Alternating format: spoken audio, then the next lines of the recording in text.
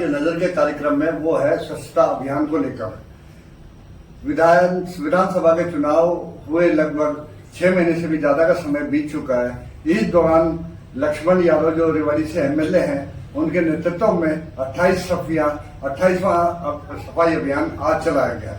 तो इस सफाई अभियान से क्या फर्क पड़ रहा है, शहर में कुछ सुधार हो रहा है, इसी विषय को लेकर आज हमारी मुलाकात है अनिल आर्य जी से। अनिल आर्य जी बताएंगे कि इसका समाज पे या रेवाड़ी की जनता पर क्या प्रभाव पड़ा है, क्या इससे कोई सकारात्मक परिणाम आ रहे हैं या कोई जनता पर कोई विशेष प्रभाव नहीं पड़ा। तो आर्य जी, आपका हमारे कार्यक्रम में आने के लिए हार्दिक स्वागत है।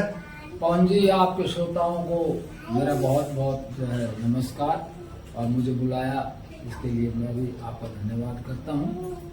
सकारात्मक परिणाम तो देखो, जो भी कार्य किया जाता है अच्छा उसके आते ही है। लेकिन अभी हम एक अमित सैनी जी की रिपोर्ट देख रहे थे इंदौर विजिट के बारे में। तो वो बता रहे थे उसमें कि उन्होंने 100 एकड़ में जमा जो है शहर का कचरा, उसका कितनी कुशलता के साथ प्रबंधन किया, और जो है सारे देश में नंबर 1 इंदौर को जो है उन्होंने स्वच्छता की दृष्टि से शहर बना दिया। ये बहुत कुछ निर्भर करता है हमारे प्रशासन पर। और 2018 में वहां एक आईएएस अधिकारी आए थे, आशीष सिंह। उनके सामने भी ये स्वच्छता एक जन आंदोलन बना हुआ था, तो उन्होंने ठाना कि इंदौर को जो है इस कचरे से निजात दिलानी। तो उन्होंने ठेका दिलाया।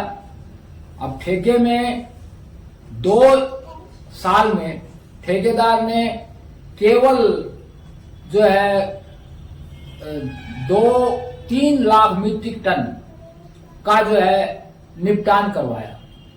उस हिसाब से वहां की जो म्युनिसिपैलिटी थी, जो प्रशासन था, उसने हिसाब लगाया कि इस रफ्तार से चले तो ये तो 65 लाख में भी पूरा नहीं पड़ेगा और कई वर्ष जो है इस दृष्टि से लग जाएंगे। तो उन्होंने फैसला किया कि आउटसोर्सिंग का काम बंद किया जाए।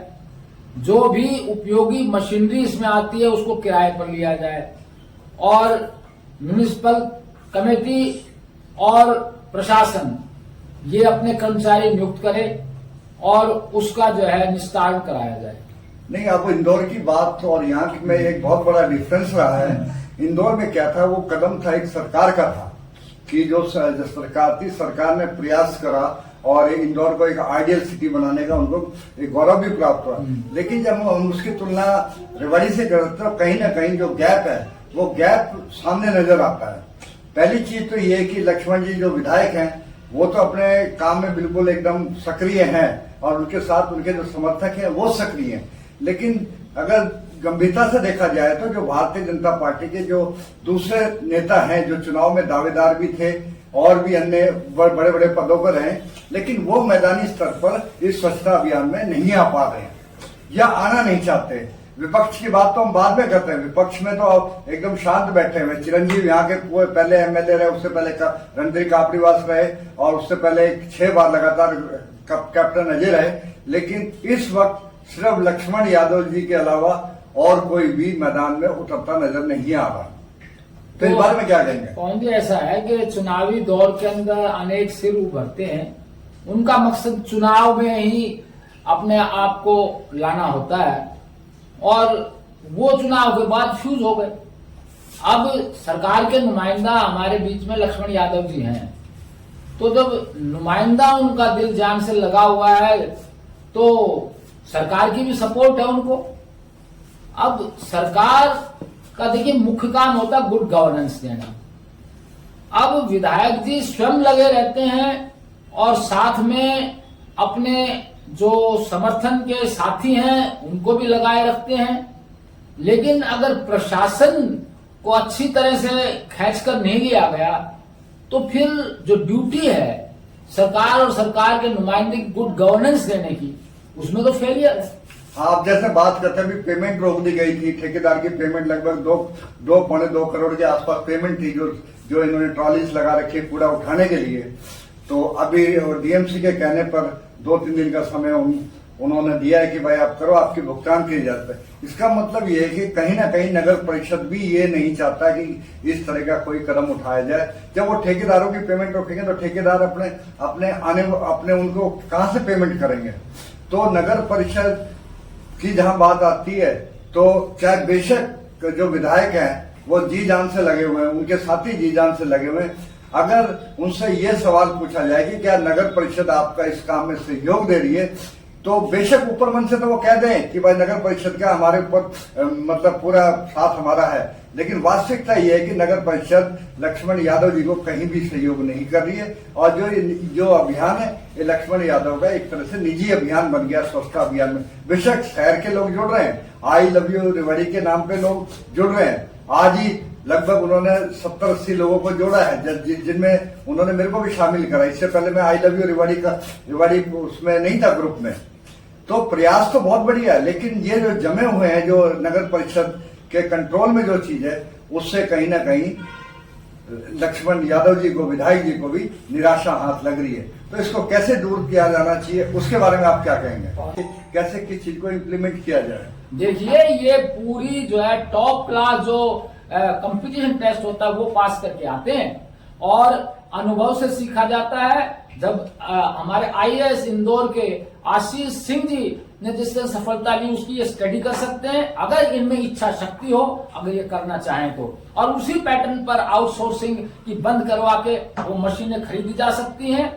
और यहाँ तो 9 एकड़ है, उन्होंने 100 एकड़ के अंदर जो कब्जा था उसका निष्पादन कर दिया, और यहाँ इसको नहीं कर पा रहे। राम सिंहपुरा में दिन रात धुआं उठता रहता है, जो है कचरे में आग लगी रहती है, और यहाँ जो है रेवाड़ी को साफ करने की बात कर रहे हैं। एक तरफ जो है लक्ष्मण जी सफाई करवा के आते हैं, दूसरे दिन जो है आसपास के पड़ोसी कचरा वही फेंकना शुरू कर देते हैं, और जगह जगह उसी तरह ढेर लगे हुए हैं। तो इस तरह सड़क की 1-2 की सफाई करने से नगर साफ नहीं हो सकता, जब तक कि प्रशासन को खींचकर नहीं लिया जाएगा, जब तक कि गुड गवर्नेंस जो है सरकार नहीं देना चाहेगी।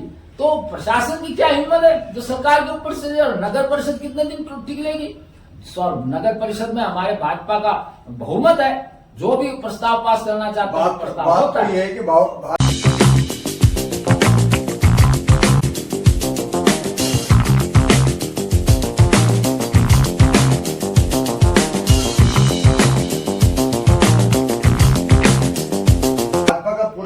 है, उसके बावजूद भी कार्रवाई नहीं हो रही। नगर परिषद के हम गेट की बात करते हैं, भारावत गेट है, जो एक कोना गिर गया था, जिसके नीचे आके एक व्यक्ति की मौत हो गई थी। उस पर लोगों ने खूब प्रयास करे कि भाई ये गेट है, गेट का सुधार होना चाहिए, ये होना चाहिए। आखिर में उन्होंने थोड़ी सी लिपापोती करी है, और वो कोना कभी भी गिर सकता है। तो जो चीज पर बिल्कुल कमेटी के नजदीक है, उस पर किसी भी तरह का नगर परिषद कोई कार्रवाई नहीं कर रही है, तो कहीं ना कहीं भ्रष्टाचार है। या तो जो है कमेटी में जो अधिकारी हैं वो पुराने समय के हैं, जो जिस वक्त जो विधायक रहा हो, जिस वक्त जो सांसद रहा हो, उनके वो वेल विशर्स हैं, या उनके सहयोग से ही वो पनपे। तो हो सकता है कि जो विधायक है, रेवाड़ी विधायक है, उनकी बात वो ना मानते हो, और जो ऊपर बैठे हैं जिनके आका, वो भी ये चाहते हैं कि भाई अगर लक्ष्मण जी को सपोर्ट नहीं करेंगे तो इनका जन आधार है वो गिरेगा। तो कहीं ना कहीं एक तरह से लक्ष्मण जी को हम एक अकेला नहीं समझ सकते, वो भाजपा सरकार के नुमाइंदा है, और आज जो है वो पर्यावरण प्रदूषण और इस कमेटी के हरियाणा सरकार में चेयरमैन भी हैं। उनकी पावर को कम करके आंका नहीं जा सकता, लेकिन ये एक जो है यूं कहेंगे कि भाजपा सरकार के नेतृत्व की असक्षमता है कि जो प्रशासन को डील नहीं कर सकती, प्रशासन से काम नहीं ले सकती। अब यही देख लीजिए, खैर मुद्दा दूसरा चला जाता है। एक उत्तर प्रदेश के योगी हैं, वो जो है सब तरह के दंगे फसाद, मजहबी आतंक वगैरह को खत्म कर सकते हैं, लेकिन और जो भाजपा की सरकार है वहां जो है लचीला जो है वो रुख चल रहा है। हमारे यहाँ मेवात के अंदर जो है उपद्रव कर दिया, कितने हिंदू मार दिए, जो है ये नगरदी की उसके ऊपर यात्रा के ऊपर गए थे। और यहाँ भी तो वही भाजपा की सरकार थी, लेकिन खट्टर साहब जो है नहीं कर पाए उसको काबू। तो ये नेतृत्व की असक्षमता कही जाएगी। नायब सिंह सैनी जी विचारों से नायाब है, लेकिन इस मामले में हम कहेंगे कि अगर जो है असफलता होती है तो ये असफलता भाजपा सरकार की होगी, न कि प्रशासन की। प्रशासन वो कह रहा है भ्रष्टाचारी तत्व को चोरों के पैर नहीं हुआ करते हैं, और पुराने कार्यकर्ता है वो असक्षम है तो उनको प्रीमेच्योर रिटायरमेंट देकर अलग किया जाए, नए भर्ती किए जाए। ये तो सरकार के हाथ में है, क्यों नहीं सरकार करती है? इसका मतलब है कि वो जो मैंने पहले मिसाल दी, अब जो चौकीदार ईमानदार है लेकिन अंदर आने जाने वाले चोर उचक्कों को रोकना चाहता नहीं या रोकता नहीं है, तो ये भी जो है असफलता और असक्षमता सरकार की ही मानी जा सकती है। तो ये भगत सिंह जलेबी वाले से लेकर बस स्टैंड तक बारिश के बावजूद भी मतलब आज ये सफाई आई लव यू रेवाड़ी के अंतर्गत सफाई अभियान चला है, तो आप इसको प्रैक्टिकली और ज्यादा मजबूत कैसे करेंगे? ये ऐसा है कि हमारे पत्रकार सारे सहयोग कर रहे हैं। प्रदीप नारायण जी पत्रकारों का एक तरह से नेतृत्व कर रहे हैं। लक्ष्मण जी संकल्प में कोई कमी नहीं समझी जा सकती, लेकिन बात यह है कि अपनी नेचर को स्ट्रिक्ट करना पड़ेगा। अगर यूं समझें कि मैं करता रहूं और दूसरे को छेड़ू नहीं, उसकी बुराई नहीं लूं, तो बिल्कुल कामयाब नहीं हो सकते। सरकार का प्रमुख कार्य है और सरकार के नुमाइंदे का प्रमुख कार्य है गुड गवर्नेंस पहले दें, और लोगों को मोटिवेट करना तो साइड बाई है।